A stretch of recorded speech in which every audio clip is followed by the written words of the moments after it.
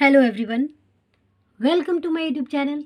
Today in this video we do worksheet 1 in unit 8 time and calendar.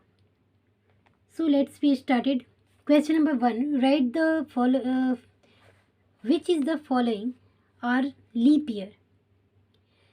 Hope so आप जानते होंगे leap year किसे कहते हैं. लीप ईयर इट मीन्स जैसे आप एवरी ईयर फेबररी जो है 28 डेज़ के होते हैं, बट जिस ईयर ये जो फेबररी है वो 29 डेज़ के होते हैं, तो वो लीप ईयर होता है. लीप ईयर में आपको 1 ईयर्स में कितने डे होते हैं? 365. बट लीप ईयर में ये फेबररी में जो एक दिन बढ़ जाता है, इस कारण जो पूरा ईयर में जो डेज होता है वो 366 हो जाता है. क्यों? क्योंकि फेबररी में एक दिन बढ़ जाता है. और ये कब होता है? Every 4 years. एवरी 4 ईयर्स जो है वो आपको क्या होता है कि एक दिन जो फेबररी में बढ़ जाता है, जिसके कारण जो है पूरा होल ईयर जो होता है उसमें 365 जहाँ होता था वो 366 डेज हो जाता है. और ये क्यों होता है? क्योंकि ये जो अर्थ जो है रिवेलुएट जो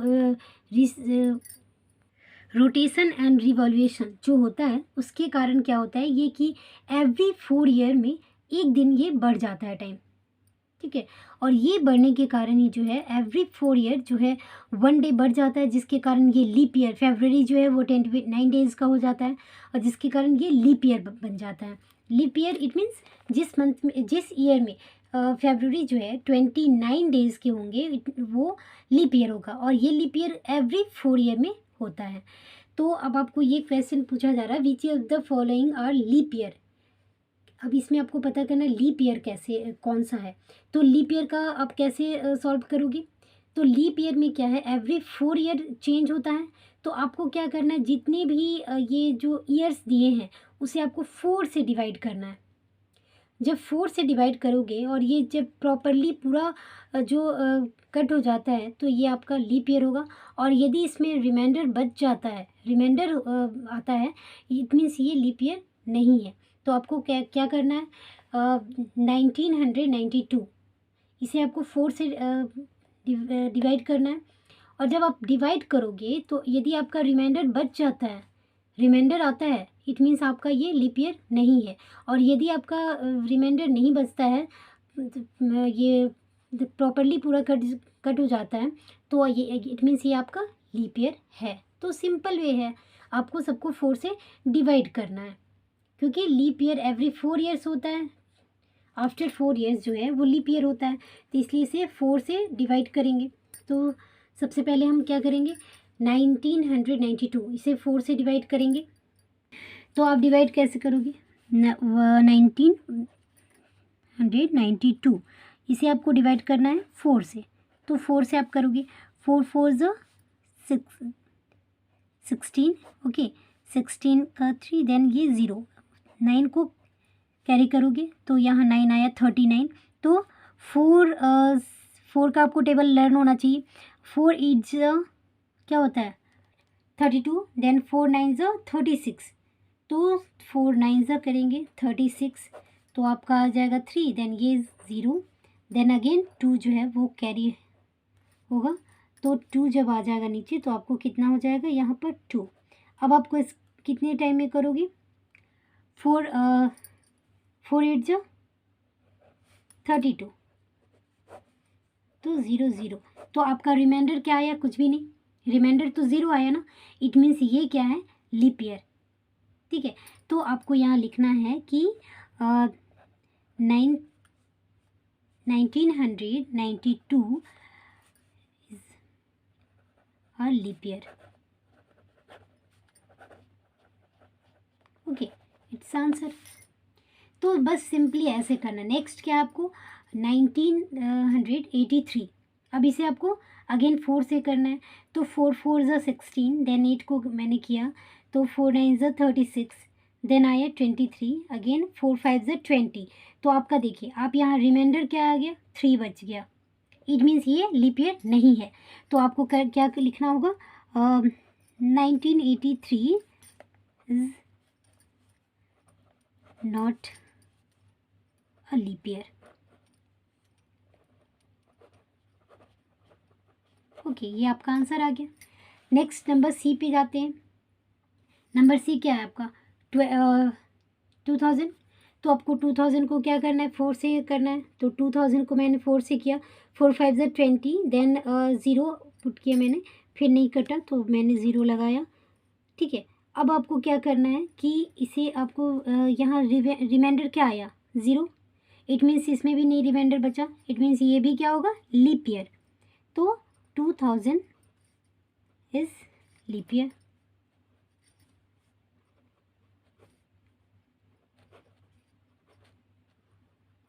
ये आपका आंसर आ गया। Now next 1999। अब इसको भी क्या करना होगा? 4 से आपको डिवाइड करना होगा। तो 4 से मैंने डिवाइड किया, यहाँ आपका रिमाइंडर क्या आ गया? 3। इट मीन्स ये भी आपका लीप ईयर नहीं है। तो आपको लिखना होगा 1999 is not a leap year. आपका आंसर आ गया। तो आपको यही करना है, जो भी ईयर दिया जाए आपको, चाहे कोई भी ईयर हो, उसे आपको 4 से डिवाइड करना है। 4 से क्यों करना है? क्योंकि एवरी 4 ईयर जो है लीप ईयर आता है। तो जो भी ईयर्स है उसे 4 से आप मल्टीप्लाई जब डिवाइड जब करोगे, और आपका रिमाइंडर जो है, रिमाइंडर यदि कुछ आ जाता है, इट मीन्स आपका वो लीप ईयर नहीं है। और रिमाइंडर कुछ भी नहीं आता है, 0 बचता है, इट मीन्स वो ईयर जो है वो लीप ईयर है। और सिंपली आप ये भी समझ सकते हो कि जो भी है, जैसे 1900, 2000 या फिर 11,000, इस तरीके से जो भी 1100 जो है 1500, ये सारा कुछ जो है वो आपका लीप ईयर आएगा, क्योंकि ये सारा जो है 4 से डिवाइड हो जाएगा, और 4 से डिवाइड होगा, इसका रिमाइंडर जो है वो 0 आएगा, तो वो जो है लीप ईयर होगा। आप यहाँ एग्जाम्पल में देख सकते हो, यहाँ आपको समझाया गया है कि जैसे लीप ईयर जो है, लीप ईयर में आप मैंने बताया जैसा 366 डेज होते हैं। ओके, क्योंकि ये 4 ईयर, आफ्टर 4 ईयर जो है वो जो पर डे आवर्स बढ़ते बढ़ते क्या होता है, आफ्टर 4 ईयर जो है वो 1 डे में कन्वर्ट हो जाता है, और ये 1 डे ही बढ़ के जो है आपका लीप ईयर में आ जाता है। ठीक है, तो आपको यहाँ पे देखिए, यहाँ एग्जांपल बताया गया है कि but there are some exception to it if it is a centural years like 1600, then 1700, 1800, 1900, 2000, then it will be a leap year only.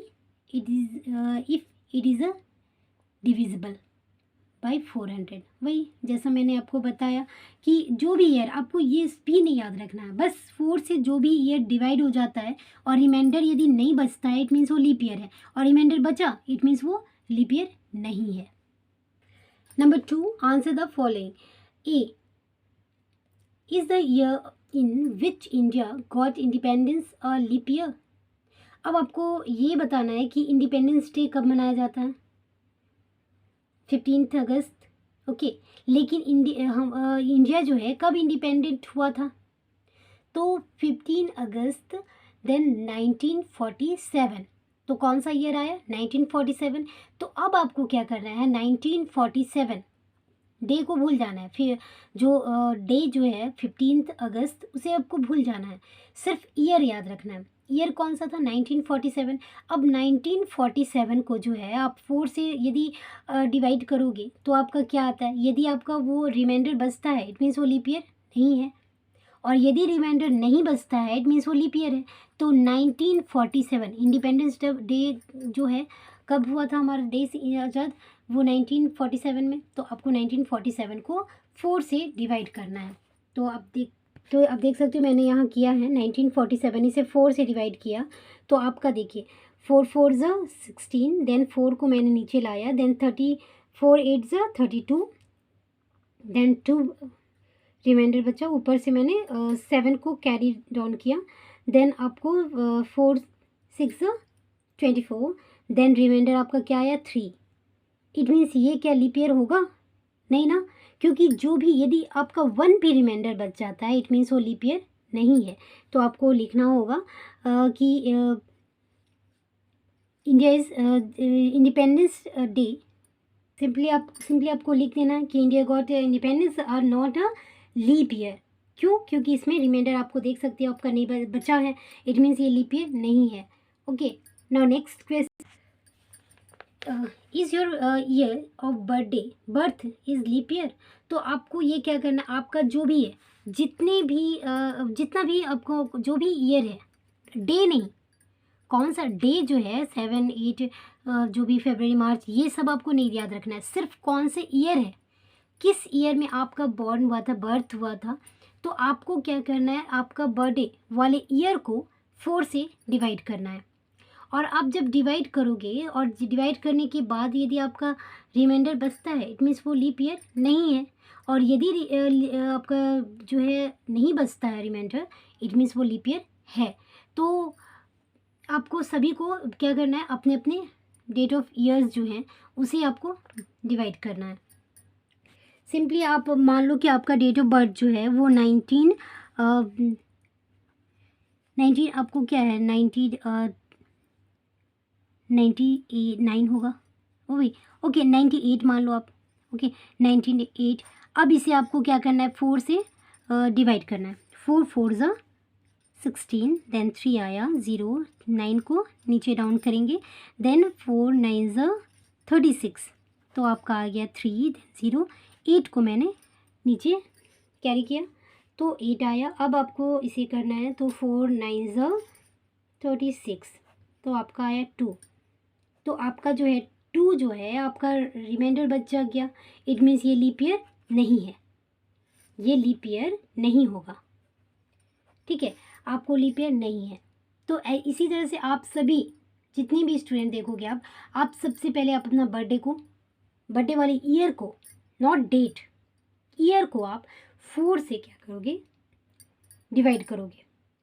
और कितने बच्चे जो हैं वो अपने अपने बर्थडे ईयर को डिवाइड करके करते हैं, आप कमेंट बॉक्स पे ज़रूर लिखिएगा। होप सो आपको ये जो क्वेश्चन है क्लियरली समझ में आ गया होगा। तो आप सभी को स्पेशली अपने बर्थडे को लिखना है और देन उसको कैलकुलेट करके डिवाइड करके और राइट आंसर आपको लिखना है कि कौन से स्टूडेंट जो है वो लीप ईयर में हो या फिर लीप ईयर में नहीं हो। ठीक है, आप कमेंट बॉक्स पे लिखेंगे। Number 3, C how many days are there in a leap year. कितने डेज होते हैं, 1 डे ज़्यादा ना, 365 डेज होते हैं every year, but after 4 year जो है वो 1 डे बढ़ जाता है। इट मीन्स 365 है तो 366 हो जाएगा। तो आपको क्या करना है, ये 366 हो जाएगा। Okay, now next, how many days are there in the month of February in a leap year. Simple, आपको क्या है, लीप ईयर में ही एक दिन बढ़ता है ना, सारी ईयर्स जो है आफ्टर 4 ईयर्स जो है वो 1 डे बढ़ जाता है, और वो 1 डे किस में काउंट हो जाता है, फरवरी में। ओके, इसीलिए फरवरी जो है 28 डेज़ का होता है, लेकिन जो लीप ईयर में है वो क्या हो जाता है, 29 डेज़ का हो जाता है। तो वो 1 डे आफ्टर 4 ईयर 1 डे बढ़ के किस में, कौन से मंथ में चला जाता है, तो फरवरी में। तो लीप ईयर में फरवरी कितने डेज़ का होता है, तो आपको लिखना है 29। Okay, so our worksheet 1 is completed. Hope so this video is useful for you. Thanks for watching this video.